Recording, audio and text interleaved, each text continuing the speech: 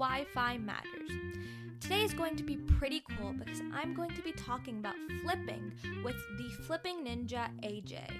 I don't really know much about flipping, to be honest, so let's go straight into the interview and listen to what AJ has to say. I hope you enjoy the interview. Hi AJ, thank you so much for being on WhyFi Matters. I'm super excited to have you here, and I can't wait to learn more about flipping because it's something I really don't know much about. Thanks for having me. Happy to be here. What exactly is flipping? Yeah, so first off, flipping is basically, it's really simple. It's when you buy something low or you acquire something, you make it pretty, you make it clean, fix it up if you have to, and you turn around and you sell it for a higher price. So you make a profit, right? So for example, let's say someone is selling an old cell phone for 20 bucks, right? Yeah. You know online that they're going for $70.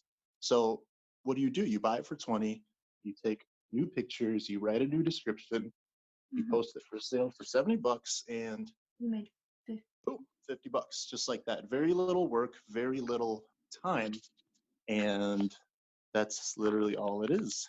Okay. So it's really profitable. Yeah, I see. And yeah. Yeah, that makes sense. Okay, so when did you do your first flip, and was it planned or was it like spontaneous? So my first flip was, it's funny because at the time I wasn't consciously thinking of it as a flip. It just kind of happened. So it was kind of accidental. It was a keyboard. So it was a Yamaha keyboard. So I play piano Okay, cool. and I had a keyboard and I bought it for I think like 80 bucks or something. I played it for a year and I decided I wanted to upgrade.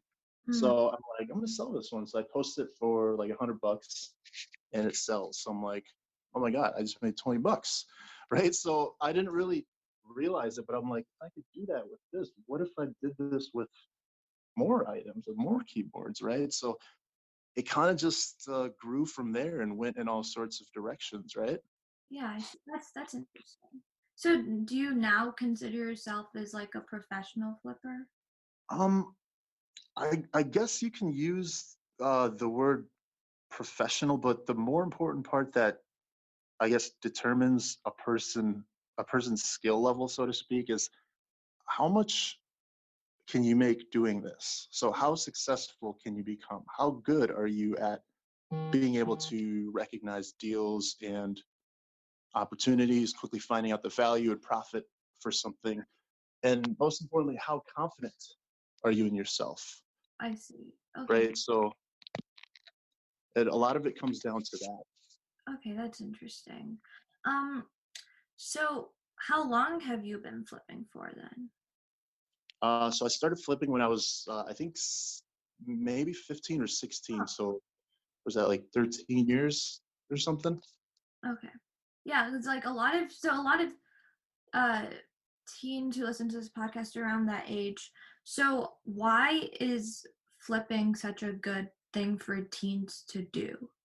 So I think flipping is a good option as a side hustle Okay. to get into for teens because, well, one, obviously it's very profitable. I mean, you can make in just a few hours or a couple of days what most people make in, 2 weeks working a full-time job sometimes. So the money is great. And then next is it teaches you as far as, I mean, and this applies to teens or adults, but flipping teaches you crucial business skills Okay. that will serve you in all parts of your life. So Okay. things like knowing how to recognize opportunity, knowing how to make quick decisions, Okay. quick and accurate decision making, knowing how to research something quickly, right? Knowing, crucial marketing and sales skills like copywriting, skills like,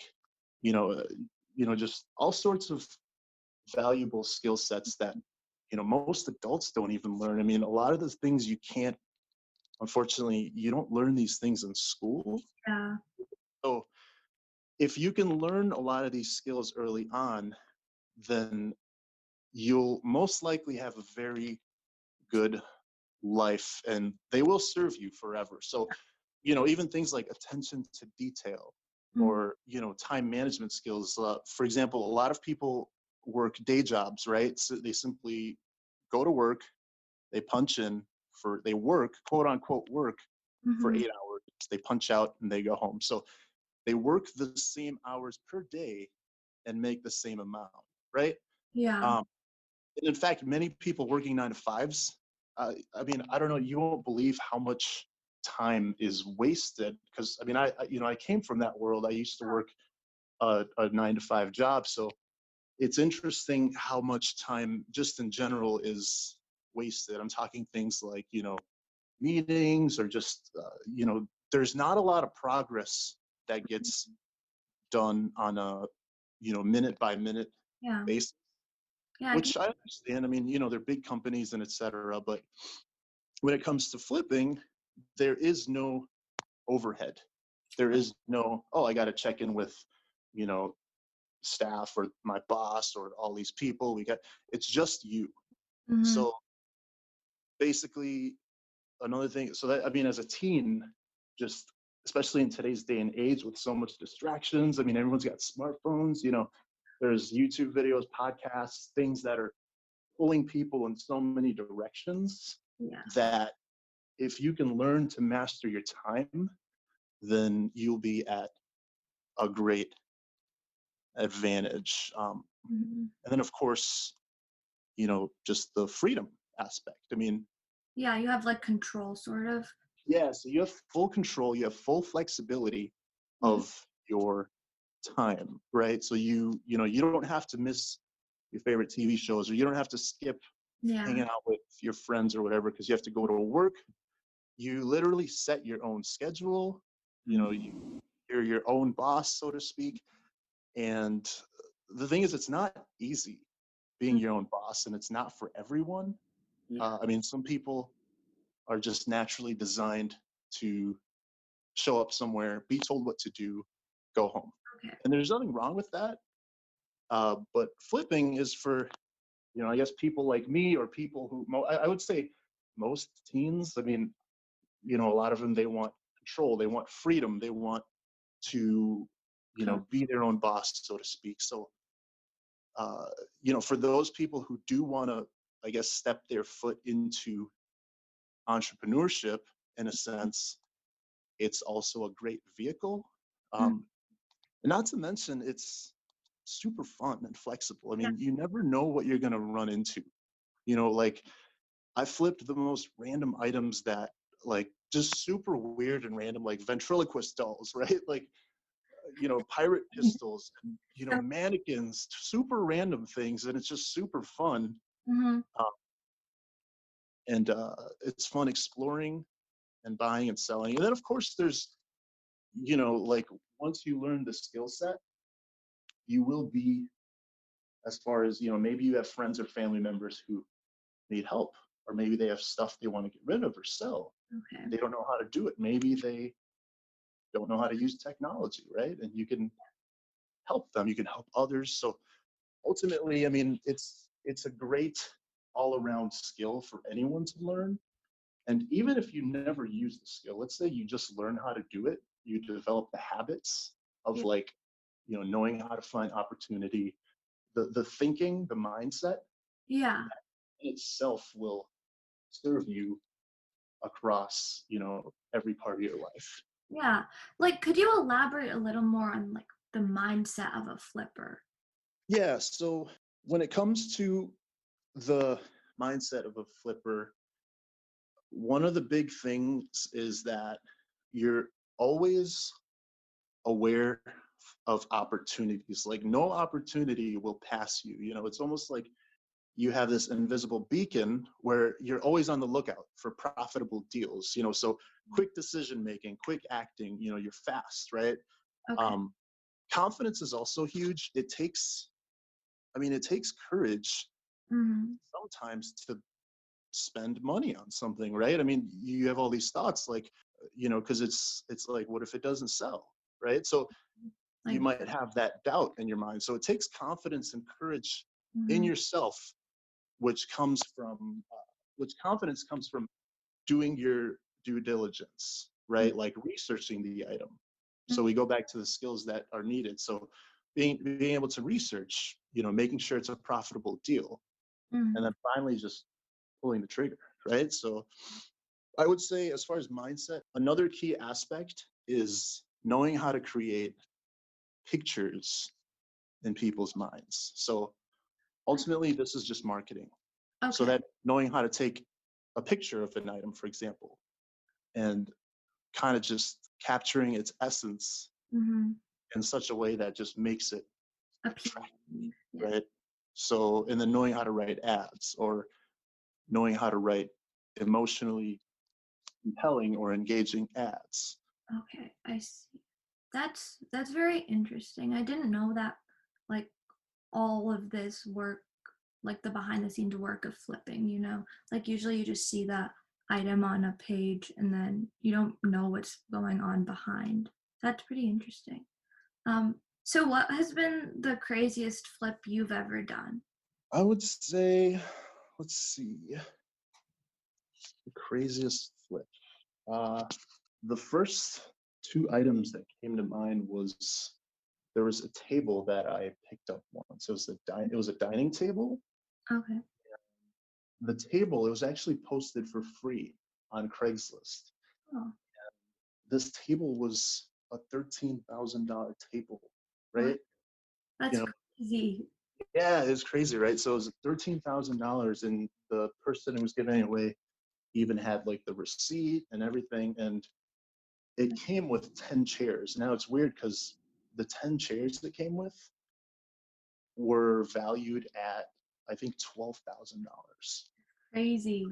Yeah, that's crazy. So I'm like, how in the world? I didn't even know that existed. Like, how, you know what I mean? Like a Yeah. 13,000 table, I could see that, especially because it was like a Spanish revival antique Oh, table, but the chair. So anyway, it's like, oh, that's like, I don't know, 25, $26,000 worth of that's stuff. So I picked it up, and I wanted to sell it really fast. I wanted to get rid of it quick. I didn't want to sit on it. I ended up selling it for $1,100, right? So that's another crazy flip, I would say, which was really cool, was it was a Porsche. So oh, there was a Porsche Cayenne. I yeah. see it, and the guy was asking. I think he was asking 12,000 for it, Hmm. and I ended up getting it for $9,000. Okay. So I knew right away that it would have been a profitable flip, Hey. but I actually ended up keeping it for a year and just like enjoying it. Right? I was like, oh my god, this is the coolest car I've had. So that's another one of the kind of the perks when it comes to flipping, is You can keep, like you can yeah. yeah, you can totally have all this cool stuff, and just, you know what I mean? Like I've had the coolest stuff. Like, so the Porsche, I ended up uh buying that, and then after a year I'm like, all right, I'm done here. So I ended up selling it for, like, I think $13,000. So it basically, I got paid like $4,000 to drive a Porsche for a year, That's right? So so cool. It's so cool. yeah, I mean, it's super fun, right? Yeah, I can see that now. That's really cool. Um, so do you know anything, like you flipped a Porsche? Do you know anything about like high-end flipping? Because I know a lot of um kids or like teens are really into like hype beasts and all the high-end flipping. So do you know anything about that? The thing is, I don't even know what Hype Beast is. What is it? Hype Beast? Yeah, so it's like all of like the famous and trendy like streetwear, like Off-White and like Supreme, like those brands, like people like wait in line for hours and get like a shoe, or like Yeezys or something. They get Oh, yeah, and then they wear it for like, I don't know, for a bit, and then they sell it for more than they got it. And like a lot of like, I know a lot of kids my age who are doing that, and they're getting like money from that. So yeah, do you know anything about that? yeah. So I don't know a ton about it, but I did do some research. So I'm a marketer, so I'm obsessed with all this. I'm obsessed with all things sales, marketing, psychology, people, and all that stuff. So I think a lot of it is, for example, what is it, Yeezys? Yeah.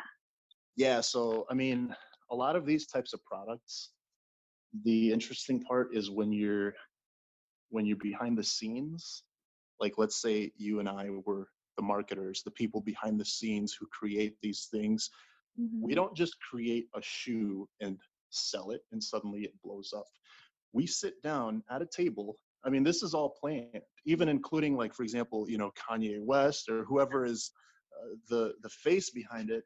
Mm-hmm. So behind the scenes, we'll sit down and we literally plan, we design, we craft this. So we're going to say, okay, we're going to create a shoe Mm-hmm. that's going to be, we're going to create this perception behind it that Oh, it, that's interesting. yeah, we create that. It's not the market. I mean, obviously the market responds to it, but Mm-hmm. we plan it. We sit down and we create a plan. We say, we're going to create this product. We're going to create press releases and news and hype that Yeah, make it seem like, oh my God, we're going to get people excited. And yeah, we do that through, we go deeper. We don't just create ads for it and say, here's a cool pair of shoes for however much, couple $1,000 or whatever. We say, we're gonna release press releases. We're gonna create this scarcity behind it. We're gonna only create okay. 500 of them, Yeah, and that's that's it. a key point. That's interesting. Yeah. Yeah, we're gonna create only 500. We're gonna make it so that it's gold, It's like exclusive. essentially. So we create that, and obviously people, it's hypey, it's cool. You Yeah. got the celebrity image behind it. So it is funny because even guys like, Kanye West or whoever, um, with like the Yeezys example, they will actually say to, journalists and news people, they'll be like, because people will ask about it, and Mm-hmm. they might drop a tweet or something that says, Mm-hmm. you know, we're planning on making more. We just really can't right now. It's like super crazy or busy, or we sold out, or next year we're planning this. They'll totally create this perception, right? So it's like, obviously, if they wanted, they can create thousands and thousands of them and Yeah, sell them. But it's like, that's part of the art and I, the beauty of creating this movement, right? interesting. Yeah, so cool. Um, yeah, really interesting. So as a professional flipper, what are you most proud of? I would say one of the most, well, the biggest things that I would say I'm proud of is getting to a place where you realize that the greatest asset that you have is you. It's your skills and your knowledge. So all the work that you put in, all the learning, the skills, the training that you've developed, you can take everything away. You can take away the house, the cars, everything. You take it all away and it won't even phase you. Maybe for 60 seconds, you'll be like, shoot, this sucks. But you know that it's not a huge deal Mm-hmm. because you can just go recreate all of it because you are the asset. It's not like, It's not oh like the no, like, car is the asset. yeah, Like, you're not attached because you know that if everything was taken away from you, you can easily recreate it. It's kind of like the example of, um, like, there's a story of a guy who basically, if you take, like, let's say you take a millionaire, right? Or some multimillionaire, mm-hmm. and you literally strip away everything from him. You take away his stuff, his cars, his businesses. You take away everything, so he has literally nothing. All he has is a pair of shoes, and one set of clothes. That's it. If you place him in a completely new town or remote city or place, Mm-hmm. like I said, multimillionaire, you took everything away. Mm-hmm. Within 1 year, he can be he will become a millionaire again. He will recreate all of that because he's the asset.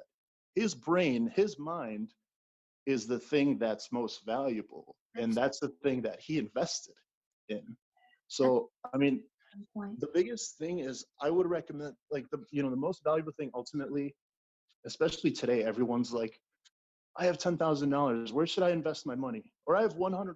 What should I do with it? Or even, like, it doesn't really matter. Like, people are looking for places to put their money or other, like, opportunities. And I always say, always pour that money into yourself. Okay. So invest in learning, in books, in training, and Yeah, that's a resources, good point. That's and like mentors. how to build yourself up, I guess. Yeah. Because it's like, I can put, you can put money in, XYZ investment opportunity, but you're not in control of that money. I see. Like I said, the greatest asset is Yourself. you. So pour everything into your own self, your own learning, and your own knowledge. Your time, energy, resources. It doesn't have to be money, right? Money is, you don't need money to make money. Everyone's like, oh, you need money to make money. It's like, it's not true. Okay. You just need time. You just need to make a decision. Okay. That's a great point. Thanks for that. So what has been your biggest challenge, on the other hand, with flipping? I would say, uh, I'm not sure if it's like, quote unquote, my biggest challenge, but one challenge that I did face after a while was, my capacity was being kind of topped off, because it's like, if you're flipping stuff for profit and if you're just one person, Mm-hmm. it's like eventually you might reach a place where, you're flipping so much that even if you wanted to, you're just one person. You don't have the capacity. You only have 24 hours in a day, right? So, you know, Mm-hmm. but the thing is, when that did happen, I actually ended up hiring some assistants. So I hired 2 to 3 people and fully trained them on how to, things like writing ads, things like posting and managing the ads, right? Because the things that took time, I wanted to remove time from the equation so I could focus on, for example, the finding of the deals or the acquiring it. So, I mean, that's kind of, I wouldn't necessarily recommend that. That's kind of like next level when you're crazy and you're like, you know what I mean? That's like next level. You hire people to literally, because you're flipping so much, Yeah. you're hiring extra muscle to help with it. But um, yeah, I mean, it was one of the greatest decisions ever. So suddenly it's like, if you're one person and you're flipping and you're topped off, now you just literally duplicated yourself. I see. Now you're 3 people doing Okay. it. So you kind of expand your capacity. Okay, that's interesting. Okay. Um, so what advice would you give to your 15-year-old self? It can be like in terms of anything. I would say, don't follow the crowd, or don't follow what everyone else at your school or community or whatever is doing. Take your own path of learning, discovery, and one of the biggest things is develop genuine curiosity. If you have, you have to think for yourself. Like, um, one of my half brothers, he's 15, Mm-hmm. going on 16. So I was spending some time with him, and it's really interesting because I see that. So I see the things he does, the things that he's into, the things that he listens to, Yeah. and I see the um, influence on certain things. Okay. But the cool part is that he does have an interest in entrepreneurship, or he does have an interest in, growing. And, he's curious. He's seeking answers. But the thing is, in today's day and age, there's so much information. Yeah. We live in the age of information, which is Content overload. Yeah. exactly. So now it's a beautiful thing that we have every piece of knowledge we'll ever need for anything right at our fingertips. Mhm. But what does that also mean? It's like we don't have to do the work. We don't have to think about anything as much. But here's the challenge. If there's so much information How do you that's condense? good, that's bad, How do you like know which is like the good information? exactly. How do you know what's going to serve you? Or Mm-hmm. how do you know what is going to waste 5 or 10 years of your life, right? I mean, that's the beauty about, investing time, energy, and resources in yourself, or even a book. People don't read books anymore. And I'm telling you, there's been books that I bought. I'll buy a book for, $15, Mm-hmm. or I'll check out a book at the library, whatever you have to do. And Mm-hmm. there will be the whole book could be useless, but there might be one sentence or one paragraph or one idea in that book that will That, make me $20,000 that's great. or change your life forever. So that's why, part of, as far as and this is advice not just for a teen but for adults. Unfortunately, even adults don't uh, you know I guess think this way or seek out, and I guess invest time and energy into learning, right? But it's like, imagine if there's something if there's some challenge you had, and if you were to do it on your own, it would take you 10 years. How old are you? I'm 15. Okay, 15. Imagine if there's something you were trying to figure out, Mm-hmm. and it on your own, it'll take you 10 years, you're 25. But imagine if you asked someone else, or Yeah. you read a book Yeah. and Other. they literally told you, suddenly that thing that would have taken 10 years of your life took only 6 months.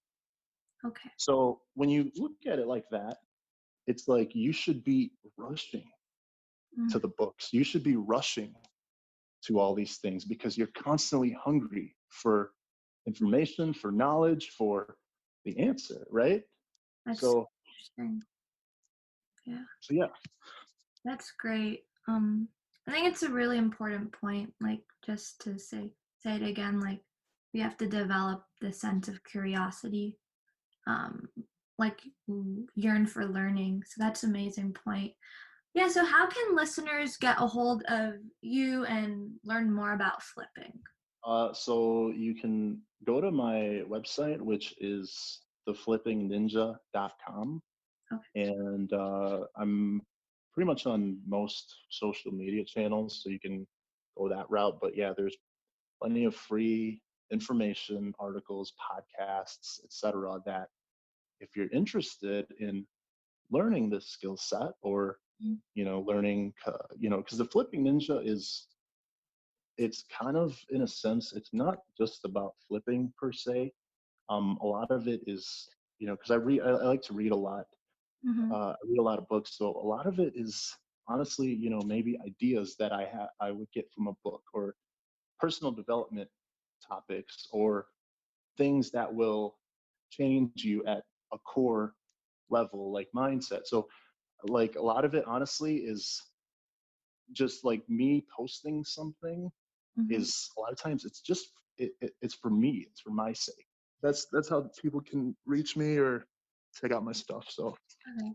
Thank you so much for being on the podcast. I really appreciated everything you said, and I learned a lot just now. So yeah, thank you. Yeah, of course. I hope that was of value.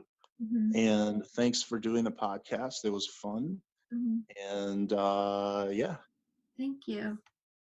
So that's the end of the interview, and wow, I definitely learned a lot. I didn't realize this before, but flipping really does teach you about life lessons. And AJ talks about the importance of investing in yourself, which I never really thought of, learning or reading a book, for example, as investing in yourself. But after this conversation, I definitely see how you are adding to your value, and I guess you're like rising your stock or like self-value through reading and learning and developing the sense of curiosity. The Flipping Ninja link is in the episode description if you want to check it out. And also on that note, this week on Voices, we are featuring Livy, a teen from Chicago, who talks about her interesting perspective on money with a little Disney twist. I'm not going to give it all away. It's a really fun read, actually. You can find Voices on the WhyFi Matters website, which is at www.whyfimatters.com. And definitely go check it out. Thanks so much, and I can't wait to talk to you guys next time.